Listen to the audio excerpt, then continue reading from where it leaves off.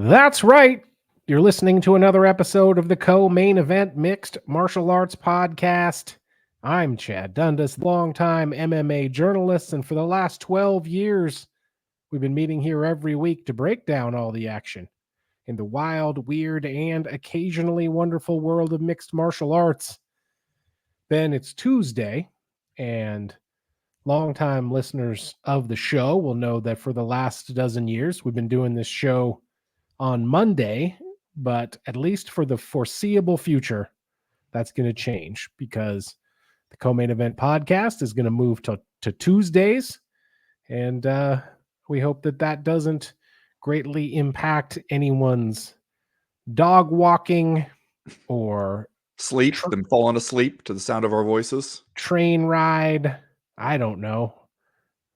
Work schedule at a hospital. There's bound to be some people not too thrilled about the change. I understand. I'm not a great lover of change myself, just in general. But Chad, I quote the great Albert Swearingen when I say that change ain't looking for friends. Change calls the tune we dance to. Okay. And so I agree with that. as things change in the lives of the co-main event podcast co-hosts, then as they must change with the co-main event, I'm really excited to see what the MMA gods do in response to this, because how they'll do with a Monday news curse. Yeah, we've been afflicted by a Tuesday news curse for a long time. Basically, as soon as we record the show, something will happen either Monday night or Tuesday morning. So now we're kind of switching it up on them. We're going Tuesday afternoon now. We'll see what the MMA gods have in store for us. We'll see how nimble they are. We'll see how malleable, how easily they embrace change, so to speak. Yeah, I expect a thunderbolt in the teeth any day now. In any case, we do have a lot of stuff to talk about this week, which is weird because it didn't seem like the most action-packed weekend, but we do have some stuff that deserves to be talked about.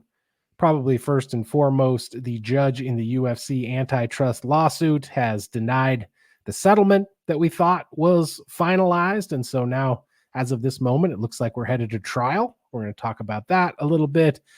We got perhaps the best, most interesting fight that the UFC could make, at least as it pertains to the hardcore fan base, in Ilia Topuria versus Max Holloway. That one is on the books, so I'm sure we're all excited about that. Umar Nurmagomedov went out and got a win over Corey Sandhagen, the implications of which I think are much different than the actual fight itself, so we'll talk about that. Tony Ferguson, unfortunately, another loss, flirting with retirement, but in the most Tony Ferguson possible way. And then, of course, there is another UFC on ESPN card coming up this weekend that probably doesn't even bear mentioning. So I don't know that we're going to get there. First, though, Ben, you know how we do. We got to open this up with the most important news of the week. And that, of course, is Conor McGregor's surprise appearance at Sturgis, of all fucking places. He just never, it's always something with this guy, isn't it? Yeah.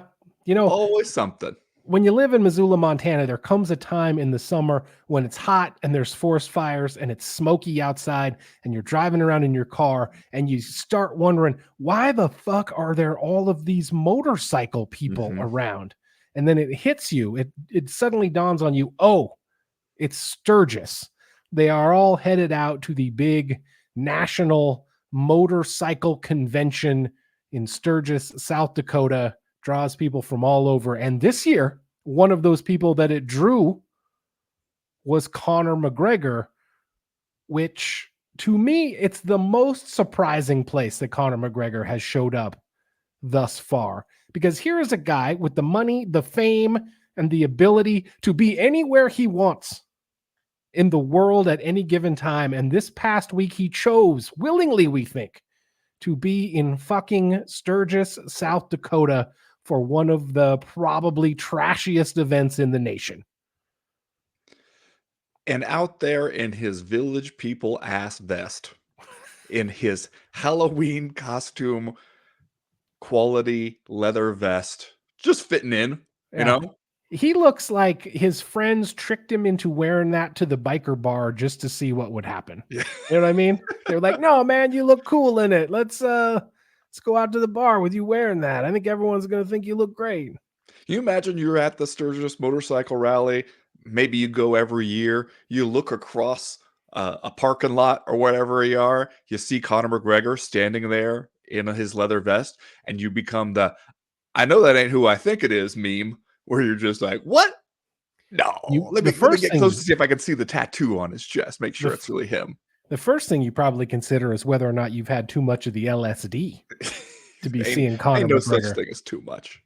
I all I know is that our guy Ben the Bane Davis posted a video from Sturgis of Conor McGregor, which was the first place that I saw it, and I had to watch the thing twice. First of all, because he was out there, Conor McGregor with the shaved head and the shaved face is out there in the leather vest, not looking not like Tyson Fury. And so there was a moment where I had to be like, is that Tyson Fury? It's Sturgis. And then I realized no, that's Conor McGregor. And you know how this younger generation of the MMA social media people will do. They will post a joke. They will post a video of a guy who looks like Conor McGregor, but actually isn't Conor McGregor, and they will make a joke about it. So I had to watch this thing twice to be like, is that really Conor McGregor, or is Ben the Bane Davis taking the piss Yeah. in some way? But no, it's really him. He's actually there drinking Bud Lights in South Dakota, listening to fucking classic rock bar bands while 70-year-old motorcycle guys with ponytails and long ass goatees, limp by on their way from one tourist saloon to another. And it's interesting that it feels like this weekend was kind of the thing that broke Mikey Chandler. Like he had been Yeah, holding out hope for this one for yeah, so long. He had been so patient. He was going to see us at the top, Chad. yeah. And it seems like he saw Conor McGregor first show up at the BKFC event and like chug a beer in the ring or whatever it was. Then go show up at the Sturgis rally in his leather vest, just sort of smoking and joking. And even Michael Chandler had to go, "This dude's not coming back.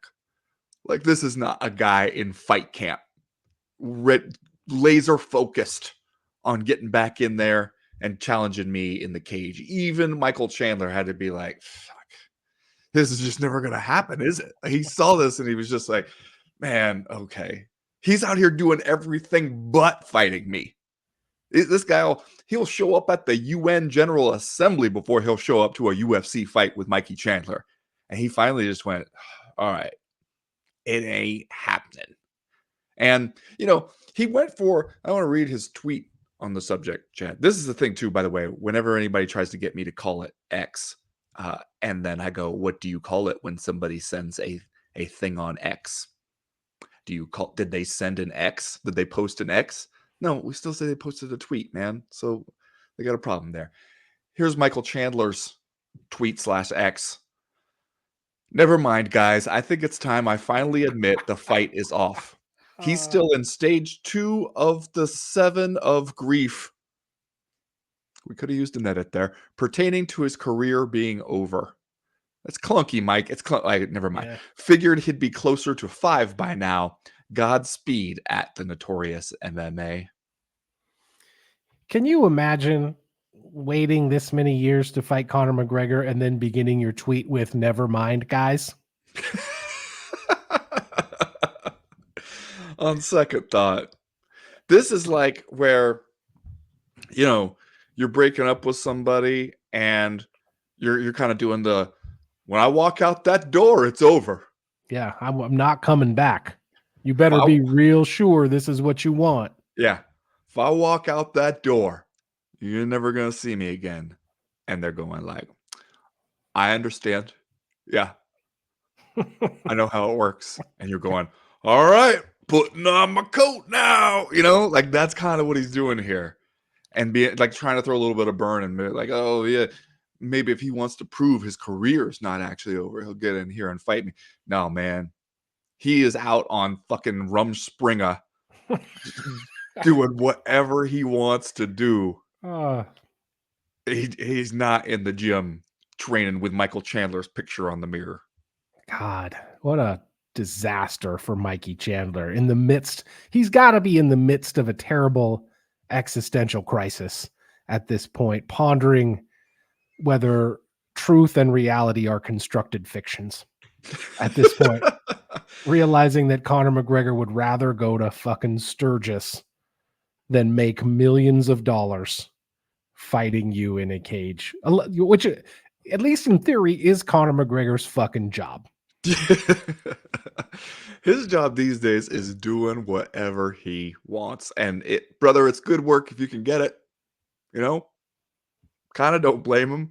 I wrote a thing for Yahoo this week about how it has gone for Michael Chandler. Like, what lessons can we learn from Michael Chandler's decision to wait all this time for Conor McGregor, and now seems like even he is ready to give up on it and move on. And as we've talked about before, especially when it comes up during fighters occasionally thinking they want to challenge some contract in court, and the reason it never really works out well for them is because promoters know they have time on their side and the fighter doesn't. That the wheels of justice grind so slowly while you have such a limited window of opportunity.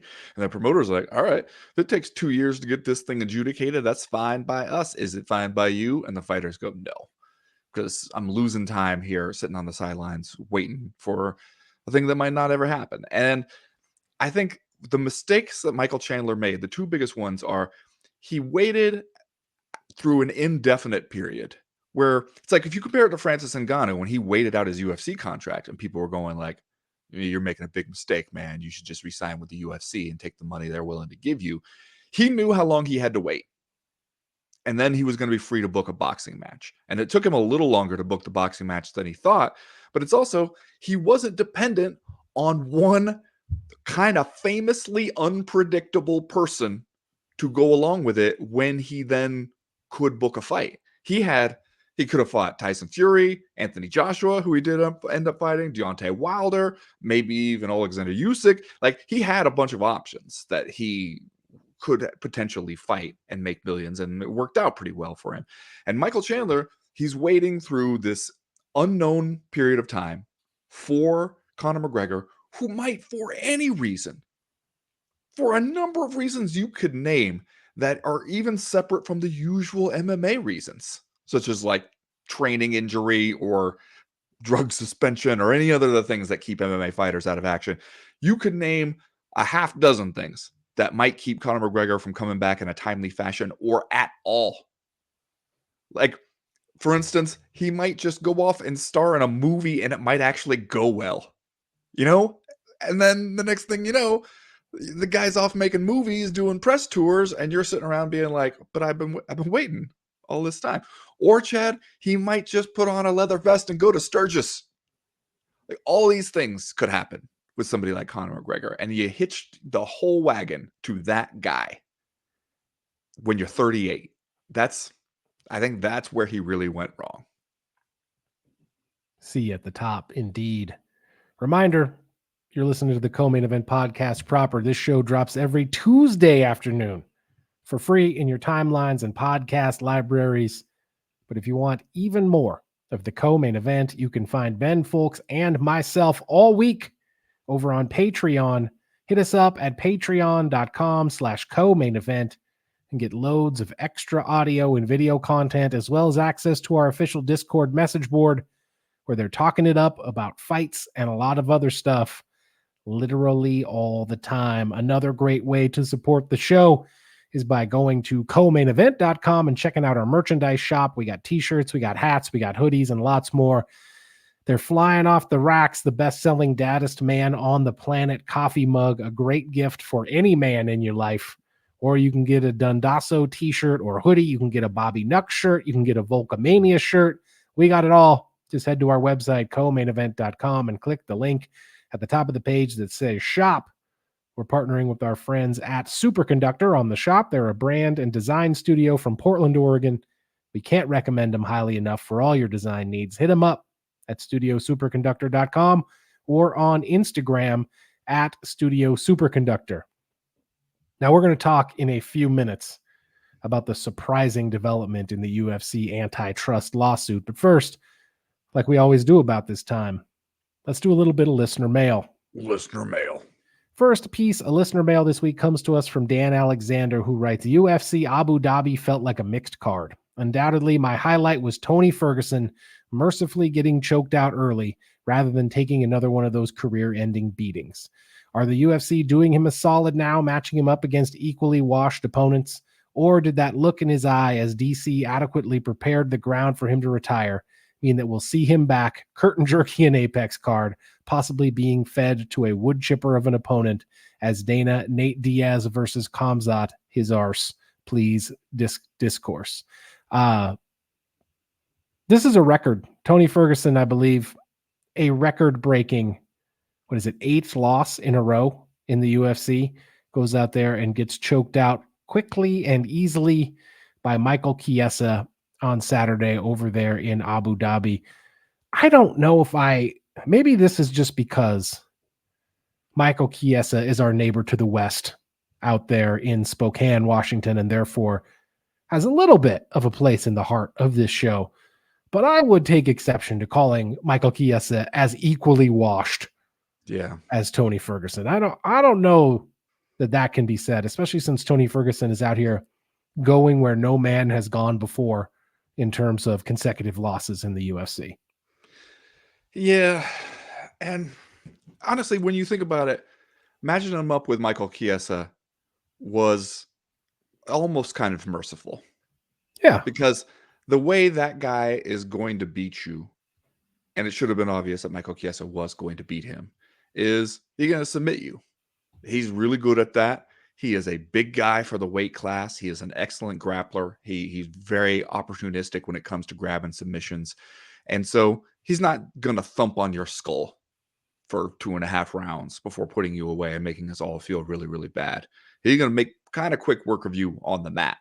And, you know, how we sometimes say when you go into these fights and you're like, all I ask of this fight is that it not make me feel bad. This one kind of did that, you know? You're like, okay, I don't have to feel too awful about the spectacle that I've just witnessed. And of course, you knew Tony Ferguson wasn't just going to fit the mold with a retirement announcement in any way. No.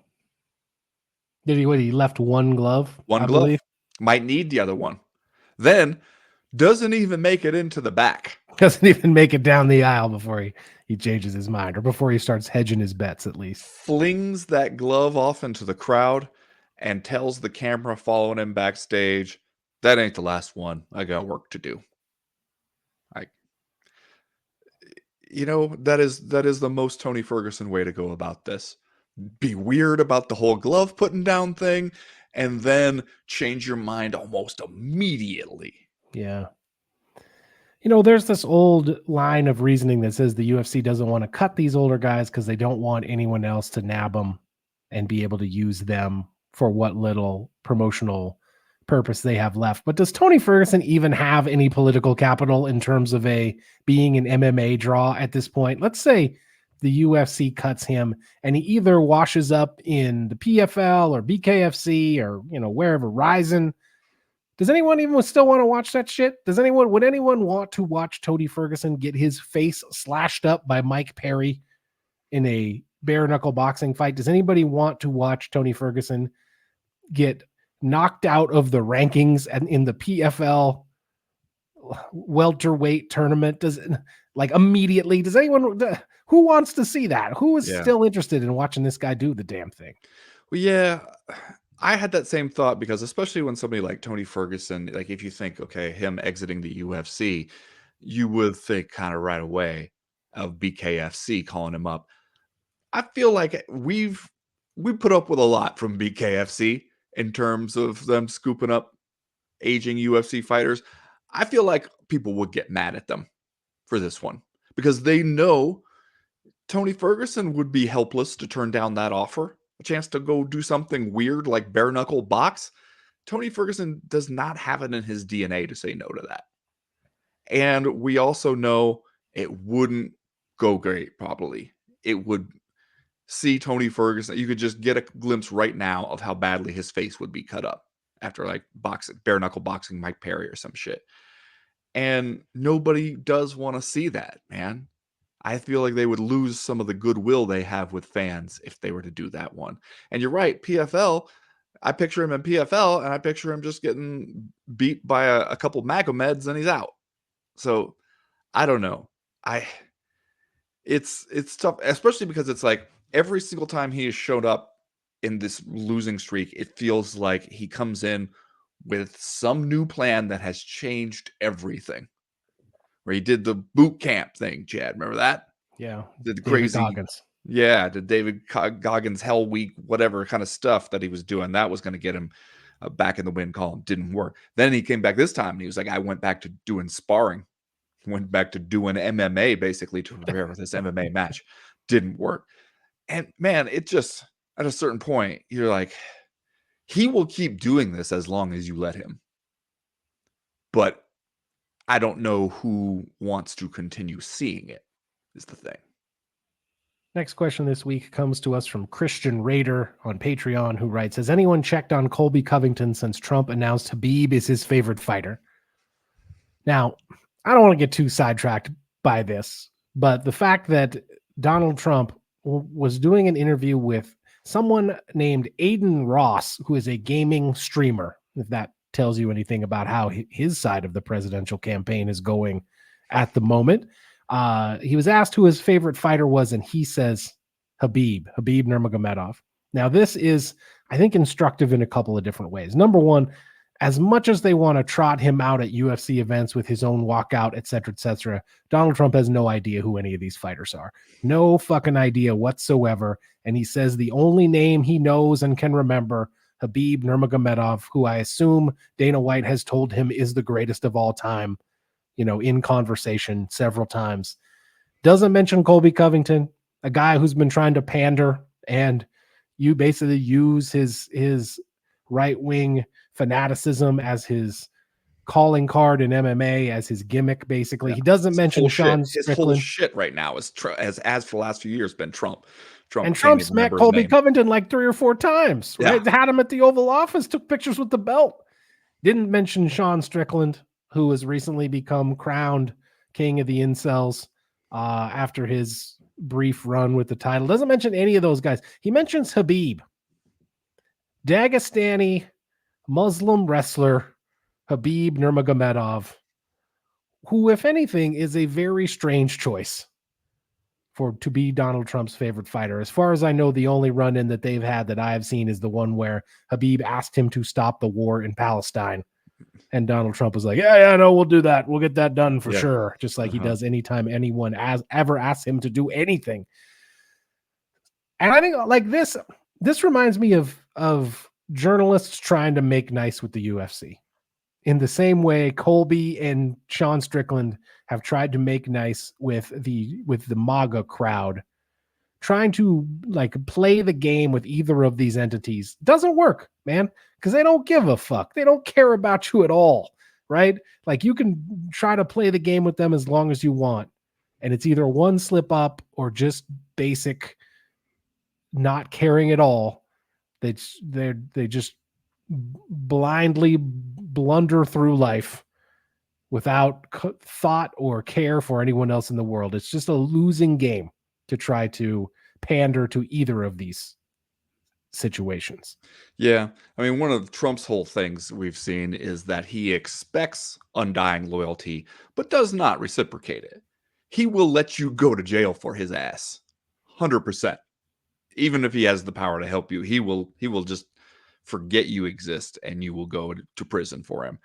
And the same has been true of the UFC, where we've seen so many different media outlets in various ways, explicit or implicit, try to cozy up to the UFC, and it works for a time. It works for a little while. And then but Dana White's gonna turn on you eventually when it no longer suits his purposes. And he's gonna use the fact at times that you did cozy up to him as evidence why people shouldn't pay any attention to you. So yeah, it doesn't pay. And if you're Colby Covington and you got to be like, I thought we had something special, that's on you, man. You should have known better. Especially if you know anything about Trump, you know that He doesn't want to be associated with a loser. When you lost that title fight, went running out of the arena. That was it for him. He didn't. He will just forget your name after that. He wants Habib. The guy's never lost.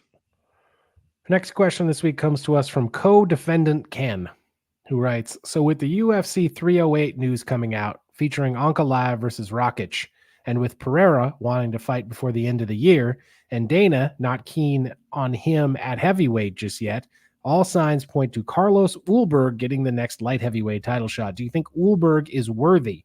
I know that's an oxymoron given the UFC's prioritization on schedule. We all think he has the moves to make the crowd go wild and comes from Adesanya's gym, but do you give him a better chance than the others?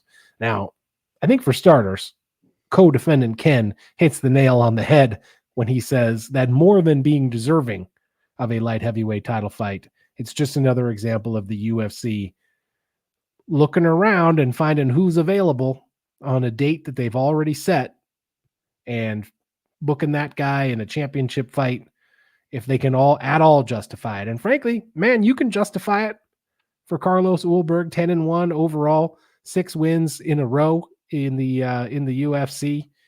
Most of them, all of them but one, actually by stoppage. And so, if you want to go out there and book this guy a light heavyweight title fight, I think you can make the case for it. I also don't think he'll win. He is, according to the rankings I'm looking at right now, 10th. Well, we'll see if we can get him a little bump before the fight. See if that's one behind Johnny Walker, who is 9. We'll give him a little bump. We'll get him up there. We'll get him around 4 or 5 by the time this fight rolls around. Yeah, I mean, we all know that the rankings don't necessarily mean that much. The timing is so important to the UFC. When they have it circled on the calendar, that's when they want to see that title go up for grabs. They're not that picky about whomst ends up in the opposite corner. I don't know if I see Pierre versus Ulberg being the one that really lights people's hair on fire. It does those. The message it sends to me is that they look at Magomed Ankalaev and we're like, we're not going to let your ass close to the title if we can help it right now, because Alex Pereira is working out pretty well for us. We think you might beat him just matchup wise. So we're going to put a little distance between you and that belt while we try to squeeze some more money out of it. That's what I hear.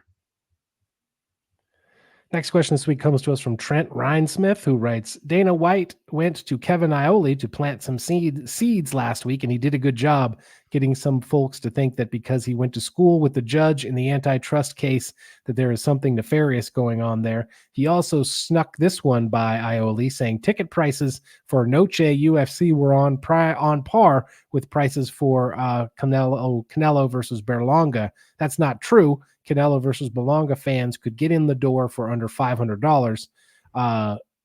White said the minimum Noche tickets were $1,500. Lowest price available is now $1932.50.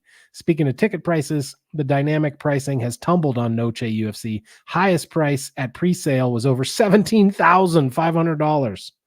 Today, the highest price was $7,507. Looking at the Ticketmaster site, there are a lot more seats available than I would have expected for the event. But when you're charging record prices for a 10-fight card that is not especially deep, that might be expected. Anyway, could this be the event where fans say enough is enough with the crazy high pricing, or is this one event just too damn expensive? I want to hear from somebody who pays like fucking 10 grand per ticket to go see the event at the Sphere, because it's a good event and the Sphere seems like a memorable environment. It'll be interesting to see what a UFC show from there looks like. But you just must have so much money that it ceases to have any meaning for you if you're spending 10 grand to see one night of fights when the fight card is subject to change. That's crazy to me, Chad. Yeah. I mean, even if it is going to be the most anticipated fighting event in the history of fighting events, like nothing you've ever seen before down there at the Sphere. That is a lot of damn money. I don't know who was paying that. And if Trent's research here is correct, which I'm sure it is, plenty of good seats available in the Sphere.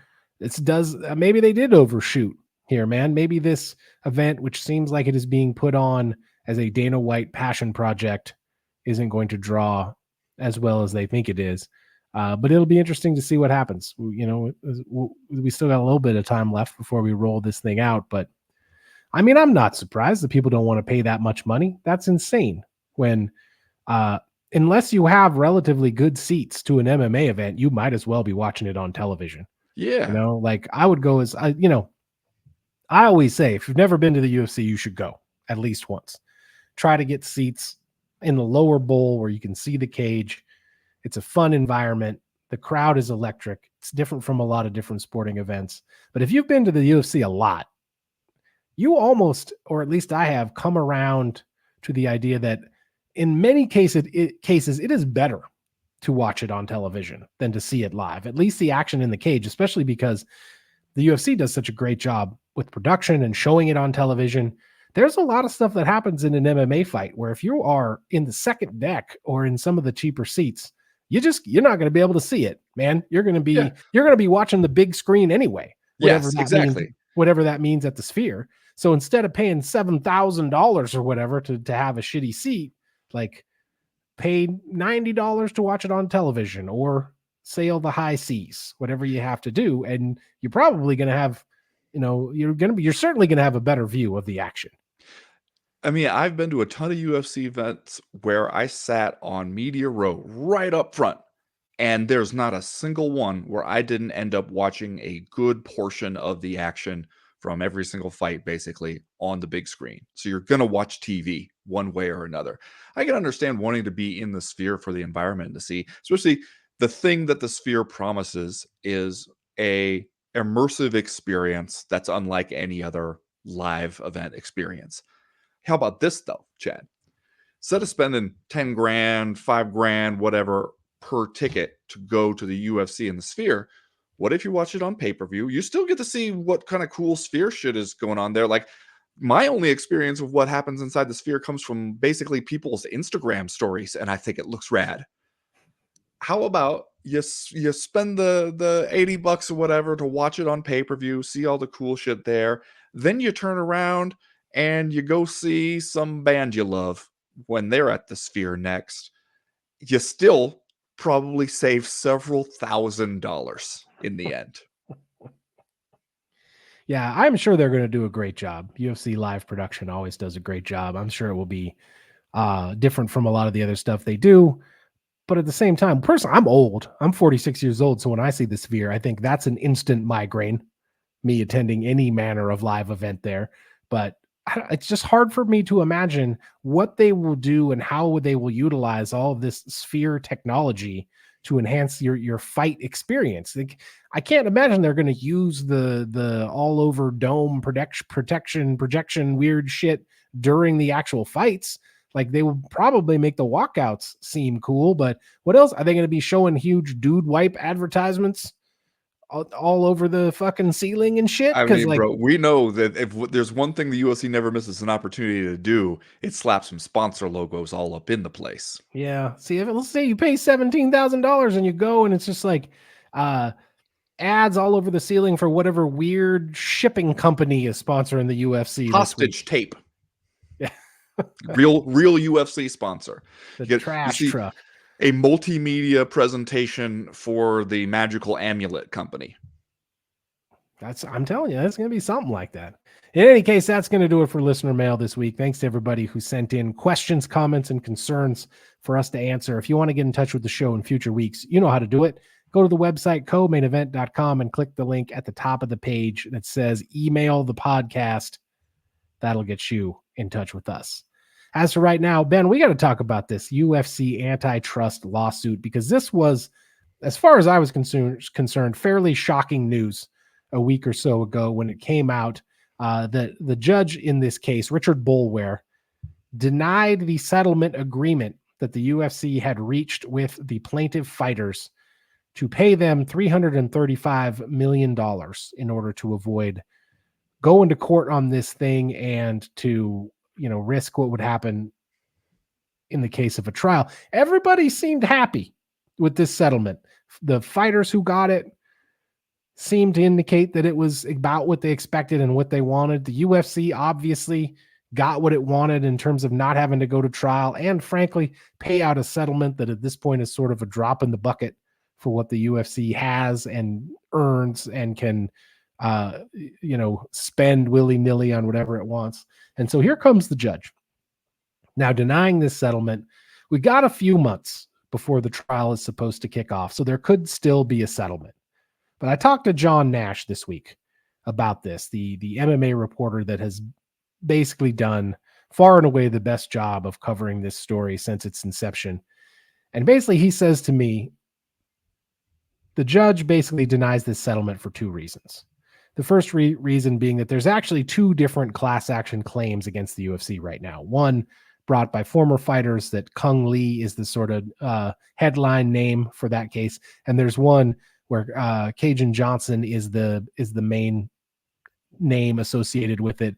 But that class action is from either active fighters or fighters who came along later than Kung Lee. And they both kind of have different grievances with the UFC. But the UFC wanted to settle both cases at once. So the $335 million payment closes both of those cases. And essentially what the judge is saying is like, you can't do that.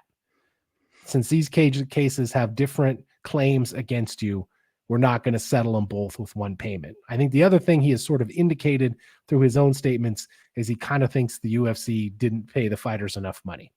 So here we are going to trial, which is an extremely interesting development for both sides, frankly. Yeah. Yeah. And,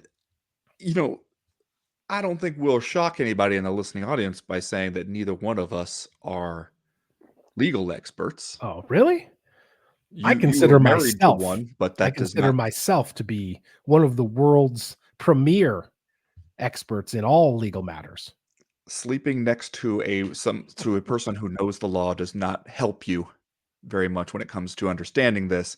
I would say I wish I knew how often this happened, because when I heard John said it's very rare, but it does happen. okay, It's not unheard of. because when I heard they've reached a settlement, now it's up to the judge to approve the settlement. To me, that sounded like, well, that's a done deal. Because if Yeah. both sides agree on this thing, then on what grounds would the judge be like, no, we are going to actually use the legal system? That's why the legal system seems to encourage so many settlements, whether it's like civil settlements or plea deals in criminal cases, is because we don't want to take up precious court time with shit if there's a way around it. And so it seems bizarre to me, or just very unexpected, that he would turn down the settlement and say you're going to trial. It's interesting that only now do we hear Dana White bring up that he went to high school with the guy. Has he mentioned that at all before? Because No. that feels like a big thing for him not to mention until now. Well, he's never really said anything about it in the lead up to this. Every time anyone has asked Dana White what he thinks about this lawsuit, he's always kind of pleaded ignorance. He's kind of been like, "Oh, not worried about it at all. I don't know anything about it at all." Which, frankly, if I were UFC ownership, I would instruct him to answer those questions that way. I would not want Dana White saying fucking shit about the antitrust lawsuit that's pending against us, because chances are his cup would runneth over. Chances are he would say some shit that would get you in even more trouble. And it seems to me maybe he has done that now, because this is in his interview with Kevin Iole that he did, where he says, it's getting to a point where this feels personal. I went to high school with this guy. Me and Lorenzo Fertitta went to high school with him. I don't know what the hell me or Lorenzo did to him in high school, but this seems very, very personal. Yeah, we went to high school with this guy. Now this is almost some classic Donald Trump shit. Yeah, everybody's out to get me. This is, we talk a lot about how Dana White has a playbook that he uses and has used for years to answer any question that you could possibly ask him about the UFC. This feels like he's stealing one out of the Trump playbook. to basically be like, this judge is biased. It's a personal grievance against me because of something that happened in high school. This isn't a fair proceeding, et cetera, which, let's just say, is ridiculous to accuse a judge of that. Yeah, especially if it seems like you're saying, like, I don't know what we ever did to the guy. And which sounds like you're saying, like, you don't really remember if you even had many interactions with the guy in high school. So then why would he have some kind of score to settle with you? And like if this had been a thing of him just being out to get the UFC because Dana White and Lorenzo Fertitta gave him a wedgie in ninth grade, maybe this thing would have moved faster to begin with. Because you remember, it wasn't that long ago, people were accusing Judge Boulware of kind of dragging his feet on this whole thing. Yeah. Which would seem to be to the UFC's benefit. Yeah, it does seem. And it made me wonder, did he say, okay, well, hey, screw it. The guy denied our settlement. We're going to trial, so I might as well do my "this is all about me" bit. I don't know. It just seemed wild to me that he's, as you said, he's been pretty mum on the whole thing. Hasn't paid any attention to it. That was the thing that he was saying before when people were bringing up press conferences. Hadn't paid a bit of attention to it. That's why we have lawyers to deal with this stuff. Not worried about it, not paying any attention to the ongoing antitrust suit. And then to now be like, you know what? Actually, funny story. We went to high school with him. You're like, what? Now, years into this thing, you mentioned that? That just is not in keeping with the usual Dana White playbook to hold on to that for so long. Well, first things first, we all remember what Dana White looked like when the Fertitta brothers bought the UFC in the early 2000s. So I don't believe for a second that he was some kind of big swinging dick cool guy in high school. Man, I remember what he looked like. He did not look like he was president of the West Side Cool Guy Club back in those days. Also, like Bishop Gorman High School, where these guys went to high school, is like a fancy ass private school in Las Vegas, expensive. The kind of place where the sons of billionaires like Lorenzo Fertitta might go to school, and the kind of place where a future judge might go to school. In fact, John Nash was saying Judge Boulware is not the only Las Vegas area judge who was in school at Bishop Gorman at this time. So it's not like he was exceptional circumstances that he happened to be in high school with Dana White and Lorenzo Fertitta. The second thing is, sending this thing to trial is not necessarily good for fighters and bad for the UFC. Yeah. Again, this just drags this whole proceeding out even longer for fighters who have already been involved in this thing for years. And now they go to a jury type situation where I believe John said there's going to be an 8-person jury that will have to decide this. If one of those people turns out to be a Twitter reply guy who was like, oh, I shouldn't have signed the contract. UFC's awesome. I love Dana. The fighters get nothing. If they lose a trial, they get nothing. And I believe will probably be stuck with some considerable legal bills that they have to pay. So this is not a win-win for fighters. I don't think the fighters involved in this case are excited about the possibility of going to trial either. So, whatever Dana White is talking about, this is not a slam dunk development for fighters. If they win, then fighters probably get an unbelievable shitload more money than they would have got from the settlement. But first, you got to win. Yeah. There's a bunch of fighters who, when they heard this, were sitting around being like, wait, so cut to the chase. Am I getting a check in the mail or not? Because judging by what we know about fighters, they probably already spent this money. Some of them. Yeah. So there were some guys being like, I could use the money, frankly. I could use the check in the mail right now. And now you're telling me we're rolling the dice. And the resolution of it may still yet be far in the future. We'll just have to see how it plays out. If they still have the chance at all, my guess is that we still get some manner of settlement here. I don't know if it's possible to just break the settlement up into 2 parts, so you end up paying both of the class action suits in different ways, but I don't know. I don't think anybody is excited to go to trial here, so we'll just have to wait and see what happens. All right, back to the actual fighting news, Ben. It seems like we are going to get Ilia Topuria versus Max Holloway the featherweight title fight that we have all basically been asking for and waiting for, and was perhaps considered to be the best fight that the UFC can currently make with its available roster of fighters. And we're doing it October 26th in Abu Dhabi, UFC 308. This, frankly, is an exciting development with the middleweight fight currently, Robert Whittaker against Khamzat Chimaev serving as the co-main event. We know what is liable to happen there. But Topuria versus Holloway, man, that's a great one. Yeah, that is. And it makes so much sense right now. They're both really hot after their most recent fights. It is the way you finally get Max Holloway back in another title fight in a way that doesn't feel like we're just feeding him into these things without reason. Just knocked out Justin Gaethje in that BMF fight. Stylistically, it seems like there's no way that this is not a fun ass fight to watch. I mean, this is the kind of shit where you cancel plans for this one for sure. You're going to reschedule your wedding when you hear that these guys are fighting like that.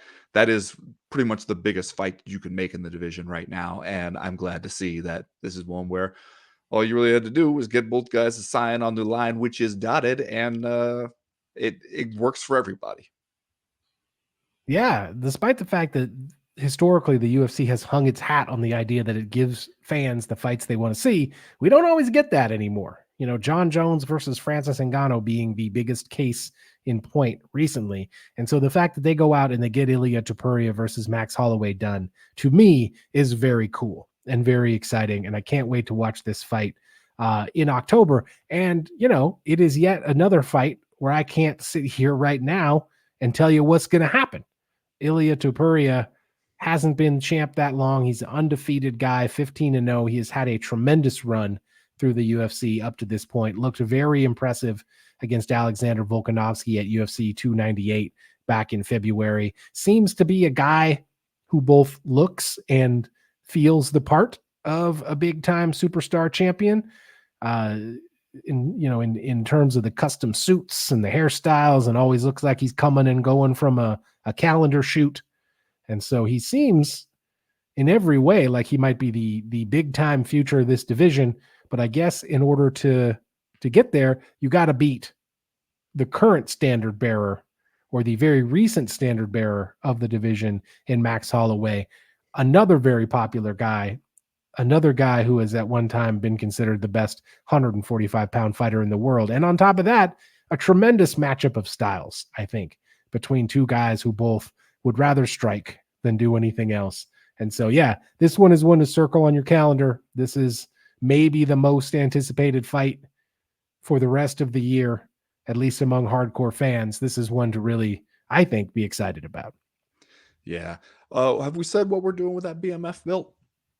Are we going to do the thing where we did the BMF belt, Max Holloway won it, we put it back in the closet until it's convenient to pull it back out again? Or are we saying, because they don't seem to like to meld the BMF belt with the title belt, which is what would essentially happen here, right? If we were expecting Max Holloway to go ahead and put it up for grabs. And, Ilia Topuria had toyed with that idea, like, you've got to bring that belt if you want this fight. And I don't know.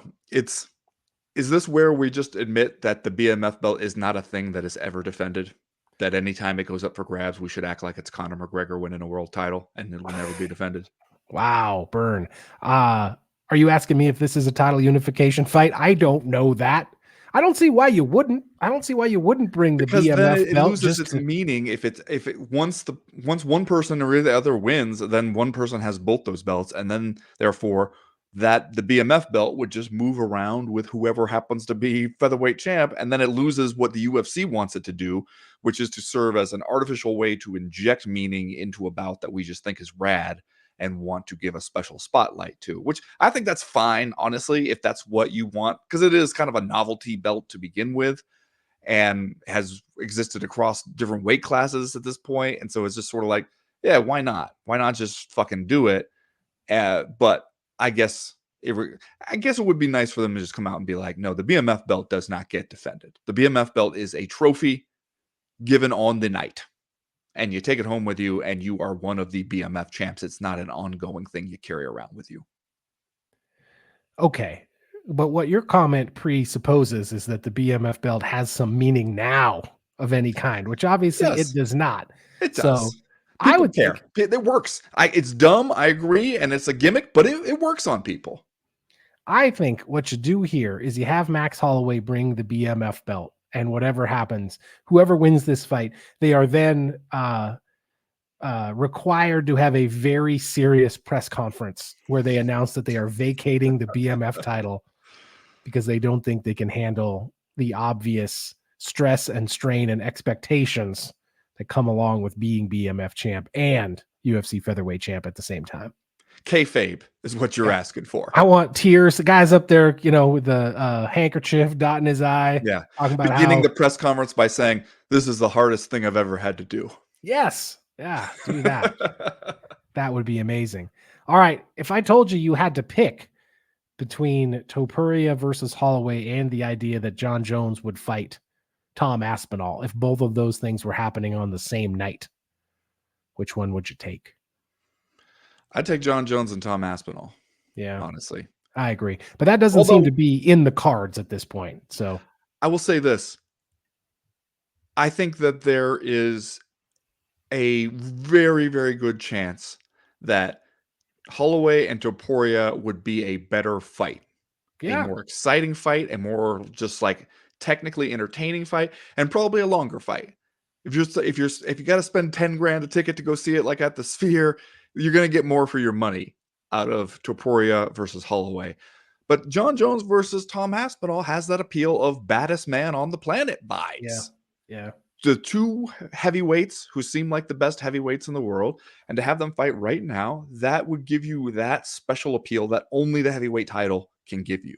And that would be really, I mean, I might also just be saying it because it seems like the UFC is adamant about denying that to us right It's the now. thing you can't have. It's the thing you Yeah, can't have. So now you want it twice as much. yes. I think that this thing, you mentioned earlier this interview that Dana White did with Kevin Aioli, and he is saying to him, like, he's responding to this basically the criticism or complaints that he gets, which for one thing should be assigned to you as a fight promoter. He can't do an interview these days or show up to a press conference without people asking, why don't we just do John Jones versus Tom Aspinall for the heavyweight title? So he has to constantly defend this decision to do Jones versus Stipe, which is a good sign that people don't really want that one, man. They want this other one, which in every way seems more logical. You've got Yeah. a guy as walking around as interim champion. You've got a guy walking around as undisputed champion. It only makes sense to have them fight each other to determine which one deserves to wear the belt. That's how this shit is supposed to work. And they just won't do it because they've got in their heads that we absolutely have to do Jones versus Stipe. And all the other reasons that we brought up, that there are a ton of fans who've never even seen Stipe win a fight. He's been out of it for so long. All this shit. And Tom Aspinall has been on a tear. He's captured kind of people's imaginations. We're still waiting to see, is he actually as good as we're thinking that he might be? Or is it just sort of, big guy go boom and he lands first and knocks some people out? We don't know. That's why it would be great to have a fight to help you determine it. And Dana White said in this thing with Kevin Lee, where he said people were saying, Tom Aspinall deserves this fight with John Jones. He actually said these words. He said, Tom Aspinall doesn't deserve anything. Which, I don't know, man. I thought when he won the interim belt, that was you guys kind of saying he deserved some shit. Won it and then defended it. And then he turns right around, right after saying Tom Aspinall doesn't deserve anything, which that's got to sting a little bit if you're big Tommy Aspinall. You're like, what the hell did I do? I mean, And arguably, it's the point of an interim title, right? right, is to You win show it. who deserves Yeah, the you win next it, crack at the actual champ. and then you deserve a chance to unify the titles. He then also then turns right around and says, the winner of Jones versus Stipe, I think, will not retire because he owes Tom Aspinall a chance to fight for this belt. So what you're telling me is the UFC doesn't owe Tom Aspinall shit, dude. They don't owe him shit. Whoever ends up winning this fight that we've already decided we're making and will not be talked out of, that person owes Tom Aspinall something. Which ain't that just the way? Yeah, I'm shocked to hear the UFC put all of the responsibility on the fighters to go out there and do the right thing. It just seems like if people keep asking you, "Why don't you guys make this fight?" That's a good indication that there's a big appetite for that fight. Like, that's the fans, the people who are your audience telling you what they would like to see, and you're going, "No, you will get this instead, and you will like it. And then maybe we will be able to give you the thing you want after that." But you can't guarantee that. There's too many other variables at play there that you don't have control over. And so you're just sort of telling people, here's what you're getting. We don't care what you want. And when you think about some of the big fights that we've missed out on opportunities to see, back when it was the year of the super fight, we didn't do GSP versus Anderson Silva. We didn't do John Jones versus Francis Ngannou. You got all these opportunities to make some of these big fights. And for one reason or another, it doesn't happen. Here's one where it seems like you could make it happen. It doesn't Yeah. seem like you'd have to pay anybody any more money this time. Doesn't seem like you really have to talk anybody into it too bad, except for John Jones got in his head he wants Stipe. That can't be the only thing, man. It just can't. Umar Nurmagomedov, the cousin of Donald Trump's favorite fighter, Habib, remains undefeated over the weekend, gets the unanimous decision win over Corey Sandhagen at their fight on ABC, also over there in Abu Dhabi. This is an important fight. This is a big fight, obviously, for Umar Nurmagomedov. Clearly, far and away, his biggest victory to date in his career, let alone his biggest victory to date in the UFC. And I think that, to me, it stamps his ticket into the elite of this division, that he is worthy to be considered among the short list of people who deserve to be contenders in the bantamweight division, which is a crowded and talent packed division. So it's meaningful for him to now, I think, be allowed into that group. And I feel like a fight between Umar Nurmagomedov and Sean O'Malley, or Umar Nurmagomedov and Merab Dvalishvili, I feel like he's a threat in either of those fights. I feel like Umar Nurmagomedov is a legitimate championship threat in that division. And yet, if you told me he was going to fight for the title, it's not like I would rush out to buy front row tickets, because this fight against Corey Sandhagen, one where he did in fact get the win and deserved to get the win, it's not like it blew my hair back. It's not like I don't think this was a performance that has anybody scrambling to go see an Umar Nurmagomedov fight again soon. Do you agree with that? Yeah. Yeah. I mean, did Habib not have some fights like that? I think he had probably more fights like that early in his career than we care to remember, given what he went on to do. And frankly, maybe some of the fights that he had when he was a big time star were like that. But because he had the allure of being Habib, being undefeated at that time, which, was the thing that we hadn't really seen from a champion, to go to, have a run like that and then retire undefeated. So it's possible that we look back on Habib with rose-colored glasses in some ways. That's probably a good point. I'm just saying, like, Umar Nurmagomedov didn't rocket to the top of my must-see list with this fight against Corey Sandhagen. Yeah, I do think sometimes we do a thing where whatever we saw last, we put too much emphasis on it. And some of that could just be stylistically how they match up against each other. It it is interesting though, especially in the wake of the Muhammad Mokaev thing, where there's a guy undefeated. Maybe the UFC gets a little sick of what it's like to deal with him in terms of behind the scenes and contract negotiations. Not to mention he'll brag about sucker punching somebody during a fake photo opportunity. But also somebody where you're looking at and they're like, yeah, he's good. We don't think anybody wants to watch him, so we don't give a shit. And I think I used to be a little more unforgiving of that stance, because be like, hey, this is a goddamn sport. If you're good at the sport, you win all the matches. You deserve to keep getting bigger and bigger matches. That's the way it's supposed to work. And yet, the more years I've spent inside this sport and paying attention to it, watching to it, the less I stick to that this is a sport and the rules of sport must be adhered to, because it's a carnival is what it is. And so, yeah, if they decide like, okay, this guy isn't excited enough to sell tickets, fine. But we've seen people overcome that before. What you need is a little bit of personality if you're going to fight that way. Well, I think it's also a promoter's choice, right? Like if you want Umar Nurmagomedov to be a star who fights for the title, or seems like a guy who should fight for the title, you can have Dana White come to the press conference, basically talk about how great he is. If you don't want him to be that guy, you can have Dana White go to the press conference and talk about how boring the fight was, et cetera, et cetera. Which is it's a slightly different conversation than the Mohamed Mokaev situation. But that one is interesting to me because that's, maybe aside from the sucker punching Manel Cop at the host hotel when you're supposed to be taking a picture together, we've seen a lot worse behavior from various fighters. We saw a guy threw a dolly hand truck through the window of a bus full of his coworkers that injured some people, right? Yeah. And we kept him around despite our apparent disgust in the immediate aftermath of that particular incident. And then we used video of it to sell his next fight. Obviously, you're not going to treat Muhammad Mokaev and Conor McGregor the same.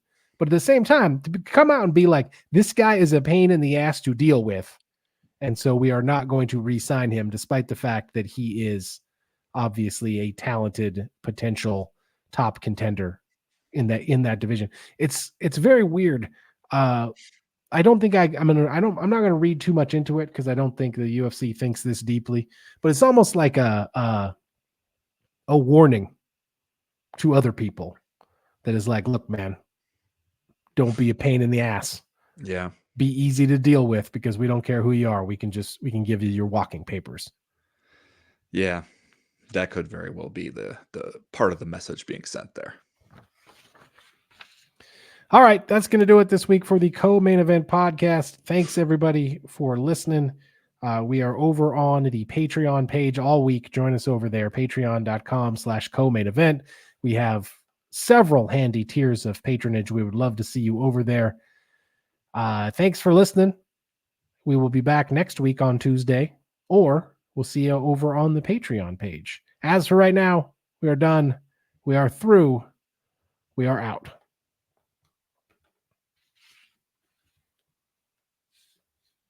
I mean, if you're Mohamed Mokaev, aren't you kind of looking around and being like, what did I do? You know what I mean? We've seen people do some fucking wild ass shit in this sport. Now suddenly, like, I'm out the door. I'm the one who bears the brunt of this. I mean, I don't think you could ask that "what did I do" question for too long. Well, it's clear you did some stuff. It's clear you did something. Yeah. You didn't do nothing. No, you didn't do nothing, but we've seen people do some shit, man. We've seen people do some shit. More popular people can do more shit.